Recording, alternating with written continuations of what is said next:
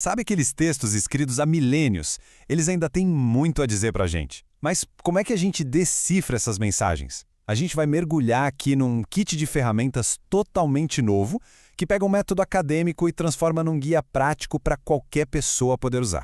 Então, como é que a gente consegue entender de verdade um texto que foi escrito, sei lá, milhares de anos atrás? Essa é a grande questão, né? É o desafio que a interpretação bíblica, a tal da exegese, tenta resolver faz séculos. Pensa só, como que se constrói uma ponte entre o nosso mundo, tudo digital, e um mundo super antigo que a gente só conhece por palavras? Para a gente responder isso, o nosso caminho vai ser o seguinte. Primeiro, a gente vai entender por que as ferramentas antigas, sabe, as tradicionais, precisavam de uma repaginada. Depois, a gente entra na parte prática, com 3 olhares diferentes para analisar o texto. E no final a gente vai ver como trazer tudo isso para os dias de hoje. Bora lá?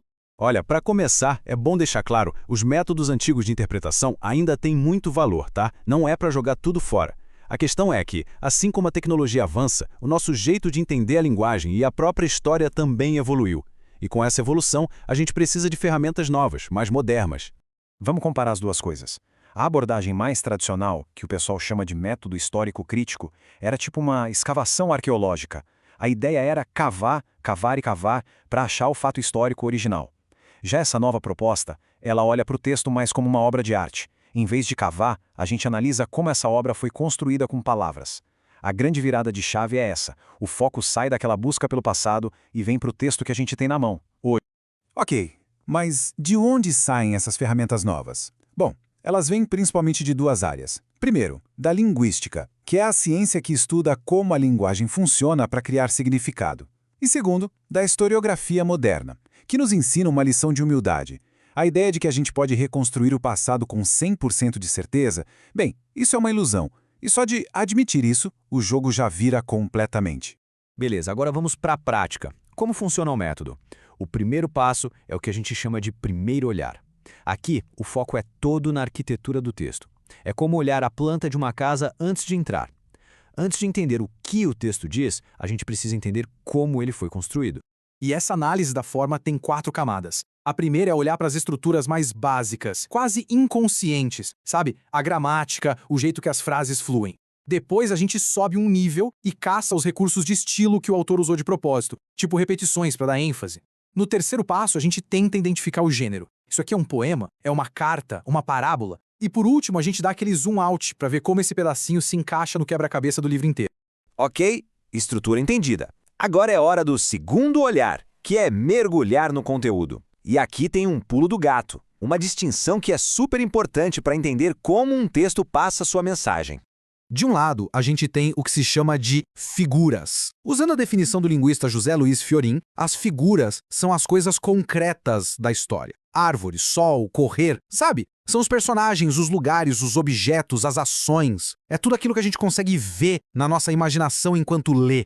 E do outro lado a gente tem os temas. Os temas já são as ideias abstratas, os conceitos, coisas como elegância, vergonha, justiça, fé, poder. Ninguém consegue desenhar a justiça, né? Mas a gente consegue ver a justiça acontecendo através das ações dos personagens, que são as figuras da história. E é aí que a mágica acontece. As figuras são como os veículos, e os temas são a carga que eles transportam. Pensa num rei sentado no trono. O rei no trono é a figura, a imagem concreta. Mas o que ele representa? Qual é a carga? Autoridade, poder, esses são os temas. O grande lance dessa análise é justamente mapear essa conexão. Como as coisas concretas da história acabam construindo as ideias abstratas. Até agora, a gente ficou olhando para dentro do texto, né? Para a estrutura e para o conteúdo dele. Agora, no terceiro olhar, a gente vai expandir a visão. Vamos olhar para fora e tentar entender como o texto conversa com o mundo daquela época.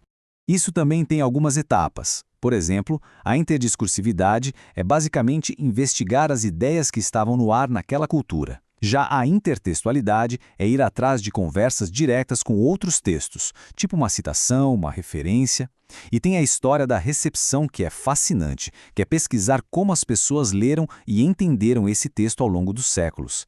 Nós hoje fazemos parte dessa história. Certo. Depois de todo esse trabalho de análise, fica aquela pergunta, né? Tá, e daí? O que eu faço com isso tudo? A etapa final, que o próprio autor do artigo diz que é opcional, mas que para muita gente é a parte principal, é justamente sobre isso.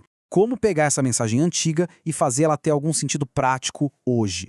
Para ajudar nisso, o artigo traz um guia de 4 passos de um outro estudioso, o Júlio Zabatiero. O processo é bem direto.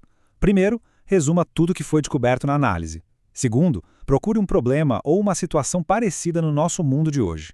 Terceiro, estude a fundo essa situação de hoje. E por último, sugira ações práticas e possíveis. É um jeito bem pé no chão de construir aquela ponte entre o passado e o presente. E tudo isso nos leva para a ideia que talvez seja a mais importante de todo esse método. Nas palavras do próprio autor, o Anderson de Oliveira Lima, interpretar não é achar a verdade final e absoluta. É um ato de reconstrução. E como qualquer reconstrução, ela nunca vai ser perfeita, nem 100% segura, nem definitiva. Isso muda completamente o jogo, né? A gente para de procurar por a resposta e começa a participar de um processo de compreensão que nunca acaba. E isso tudo deixa a gente com uma pergunta para pensar. Se esse kit de ferramentas que separa a forma de conteúdo, o concreto do abstrato, e encara a interpretação como essa reconstrução, se ele funciona tão bem para um texto antigo, onde mais a gente poderia usar isso? Que outras histórias, sei lá, da literatura clássica ou até de filmes e séries de hoje, poderiam mostrar significados totalmente novos se a gente olhasse para elas com essas lentes?